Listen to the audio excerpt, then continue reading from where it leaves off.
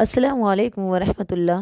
آج میں آپ کے سامنے ایک ایسی حقیقت کا تذکرہ کروں گی جس کو سن کر اگر انسان حقیقت کے کانوں سے سن لے تو اس کے رونگٹے کھڑے ہو جاتے ہیں، کیونکہ نبی کریم صلی اللہ علیہ وسلم اور خود صحابہ کرام اس منزل کو یاد کر کے زار و قطار رویا کرتے تھے۔ اللہ کے نبی نے فرمایا، جو اس منزل میں کامیاب ہو گیا وہ آخرت کی تمام منزلوں میں کامیاب ہو گیا۔ وہ منزل ہے قبر۔ قبر کے بارے میں اللہ کے نبی کریم صلی اللہ علیہ وسلم نے ارشاد فرمایا، ہر انسان کی قبر اسے روزانہ آواز لگاتی ہے۔ اگر انسان جنتی ہے تو قبر کہتی ہے، اے اللہ کے نیک بندے، اے اللہ کے پیارے بندے، تو دنیا میں پریشان ہے، دنیا والے تجھ کو پریشان رکھتے ہیں، تو کب میرے اندر آئے گا؟ تو جلدی سے میرے اندر آ جا، میں تیرے لیے بنتی ہوں، سجتی ہوں، سنورتی ہوں، میں تجھ کو اتنا آرام دوں گی کہ تو دنیا کی ساری تکلیفیں بھول جائے گا۔ میں تجھ کو ایک دلہن کی طرح رکھوں گی۔ لیکن اگر ہم جہنمی ہیں تو ہماری قبر کہتی ہے کہ اللہ کے کم بخت بندے، میں تجھ سے اللہ کی پناہ چاہتی ہوں۔ جب تو میرے اندر آئے گا نا، میں تجھ کو اتنی تکلیف دوں گی، اتنی تکلیف دوں گی کہ تو دنیا کے سارے عیش و آرام بھول جائے گا۔ میں تیرے لیے سانپ بچھوؤں کا گھر ہوں، میں تیرے لیے کیڑے مکوڑوں کا گھر ہوں۔ میں تجھ کو اس طرح دبوچوں گی کہ تیری دائیں پسلیاں بائیں پسلیوں میں گھس جائیں گی۔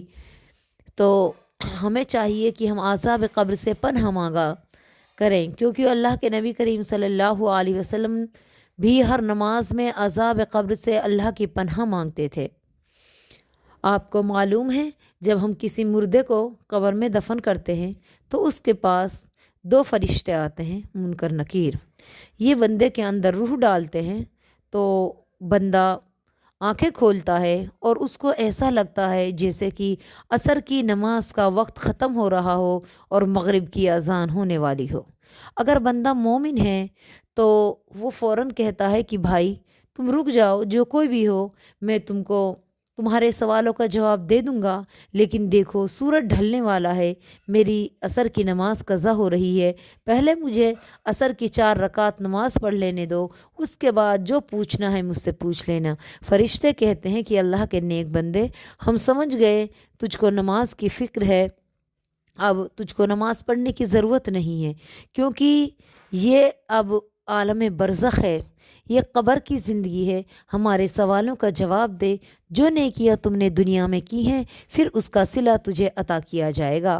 فرشتے بڑے پیار سے بیٹھا کر اس سے پوچھتے ہیں، من ربک کا، تیرا رب کون ہے؟ اب جس نے رب کو رب مانا، رب کے سامنے جھکا، نمازیں پڑھی، رب کو راضی کیا، جھوٹ غیبت چگلی بے حیائی برائی سے بچتا رہا، اس کی زبان سے خود بخود نکل جائے گا ربی اللہ، کہ میرا رب اللہ ہے۔ فرشتے دوسرا سوال پوچھیں گے، ما دینکا، تمہارا دین کیا ہے؟ اب جس نے دین اسلام کو اپنا دین سمجھا اور دین اسلام کے مطابق اپنی زندگی گزاری تو اس کی زبان سے خود بخود نکل جائے گا دین اسلام، کہ میرا دین اسلام ہے۔ فرشتے تیسرا سوال کریں گے، من نبی کا، تیرے نبی کون ہیں؟ اب جس نے نبی کی سنتوں پہ عمل کیا، نبی کا نام آیا درود پڑھا، نبی کی احادیث پہ عمل کرتا رہا، اس کی زبان سے خود بخود نکل جائے گا نبی محمد صلی اللہ علیہ وسلم۔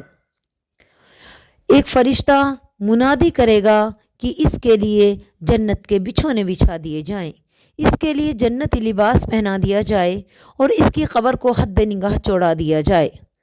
پھر ایسا ہی کیا جائے گا، اس کے لیے جنتی بچھونے بچھا دیے جائیں گے، اس کے لیے جنتی لباس پہنا دیا جائے گا اور اس کی قبر کو حد نگاہ چوڑا دیا جائے گا، کشادہ کر دیا جائے گا۔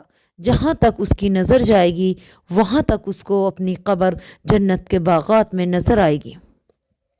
پھر اس کے لیے جنت کی ایک کھڑکی کھول دی جائے گی اور اس سے کہا جائے گا کہ بندے دیکھ، وہ رہا جنت کے اندر تیرا محل۔ وہ بندہ دیکھے گا کہ جنت میں اس کا محل ہے، اس محل میں 1 اینٹ سونے کی ہے، 1 اینٹ چاندی کی ہے، اس کا مسالہ ہیرے موتی یاقوت کا ہے۔ وہ بڑا خوش ہوگا اور وہ دیکھے گا کہ اس محل کے سامنے دودھ و شہد کی نہریں بہہ رہی ہیں، باغات ہیں۔ وہ ان تمام نعمتوں کو دیکھ کے کہے گا کہ میں کب اس میں داخل ہوں گا؟ فرشتے کہیں گے کہ جب قیامت آئے گی تب تو اس میں داخل ہو جائے گا۔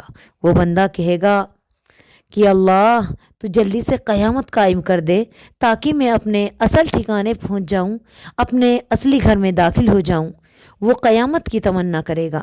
لیکن اس کے برعکس جو کافر ہے، جو گنہگار ہے، جو اللہ کا نافرمان ہے، جو اپنی زندگی معیشت اور نافرمانی میں گزار رہا ہے، جب اس کو قبر میں دفن کیا جائے گا، اس کے اندر روح ڈالی جائے گی، اس کو بھی وہی ٹائم لگے گا کہ مغرب کا ٹائم ہونے والا ہے، عصر کا ٹائم ختم ہو رہا ہے، تو اس وقت اس کو بڑی بے چینی ہوگی، بڑی گھبراہٹ ہوگی، وہ چلائے گا، چیخے گا، ہائے میری بربادی میں کہاں آ گیا، مجھ کو نکالو، میرا دم گھٹ رہا ہے کوئی میری مدد کرنے والا۔ وہ چیخنا شروع کر دے گا۔ دیکھو کبھی آپ غور کرنا کہ جب مغرب کے ٹائم سے تھوڑی دیر پہلے کا ٹائم ہوتا ہے، اگر آپ کہیں رشتہ داری میں ہو یا کہیں باہر ہو تو اس وقت آپ کو عجیب بے چینی ہوتی ہے، کیونکہ وہ وقت تھوڑا بے چینی کا وقت ہوتا ہے، تو اس کو بھی وہاں بڑی بے چینی ہوگی، بڑا گھبراہٹ ہوگا، کیونکہ اللہ کے تو ذکر سے وہ محروم تھا۔ اب اس کو بڑی گھبراہٹ ہوگی۔ فرشتے کہیں گے کم بخت ہمارے سوالوں کا جواب دو۔ وہ کہے گا میں کون ہوں، میں کہاں آ گیا، میں تو دنیا میں تھا، میں تو اپنے یار دوستوں میں تھا، میں کہاں ہوں۔ فرشتے کہیں گے یہ عالم برزخ ہے، یہ قبر کی زندگی ہے، ہمارے سوالوں کا جواب دو۔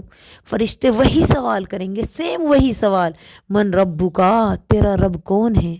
لیکن اب اس نے رب کو تو رب مانا نہیں، رب کے سامنے تو جھکا نہیں، نیکیاں تو کی نہیں، اب زبان پہ رب کا نام کہاں سے آئے گا؟ یہ کوشش کرے گا کہ میں کچھ کہوں، لیکن یہ نہیں کہہ پائے گا، اور اس کی زبان پہ یہی آئے گا، ہا ہا لا ادری، ہا ہا لا ادری، ہائے افسوس میں نہیں جانتا میرا رب کون ہے۔ فرشتے دوسرا سوال پوچھیں گے، ماں دین کا، تیرا دین کیا ہے؟ اب اس نے دین کو دین مانا نہیں، دین پہ عمل کیا نہیں، اب یہ کہاں سے کہے دین اسلام؟ یہ اس میں بھی یہی کہے گا، اس کے جواب میں بھی یہی کہے گا، ہا ہا لا ادری، ہائے افسوس میں نہیں جانتا میرا دین کیا ہے۔ پھر فرشتہ تیسرا سوال کریں گے، من نبیوں کا، تیرے نبی کون ہے؟ اب جس نے نبی کو نبی نہیں مانا، نبی کی سنتوں پہ نہیں چلا، نبی کے طریقوں سے دور رہا، اب یہ کیسے کہہ پائے گا نبی محمد صلی اللہ علیہ وسلم؟ اس جواب میں بھی یہ کہے گا کہ ہا ہا لا ادری، ہاں افسوس میں نہیں جانتا میرا نبی کون ہے۔ آسمان سے ایک فرشتہ منادی کرے گا، اس کے لیے جہنم کی آگ کے بستر بچھا دو، اس کو جہنمی لباس پہنا دو، اس کی قبر کو تنگ کر دو۔